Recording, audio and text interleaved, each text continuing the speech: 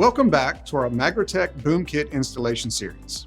We've covered pressure and flow checks and inspected our magnetic rods and spacers. Now let's take a look at unpacking and inspecting the Magratech stoppers. Start by unpacking and laying out all parts on a table for inspection. You'll notice each stopper has two sets of wings. These are important for large spray line options. The Magratech stoppers come in two different sizes, one for 18 to 26 millimeter lines and another for 26 to 32 millimeter lines. Both stoppers have wings that can be replaced to suit the inner diameter of the spray line. To change out the wings, simply remove all O-rings and the wings. Replace with new wings and reinstall the O-rings. The usage of stoppers depends on the specifications of the spray lines.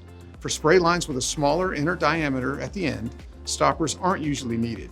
If the spray lines have open ends, stoppers can prevent the rods and spacers from causing obstructions. And for spray lines with a bend at the end, a single stopper may be used at the opposite end to prevent movement. In all these scenarios, stoppers can be used. However, if there's little to no movement after installing the rods, the use of stoppers isn't required. Always confirm the inner diameter of the spray line to ensure the correct size stopper and rods are installed. In our next video, we'll move on to unpacking and inspecting Magratech manifolds. We're making progress towards a successful installation.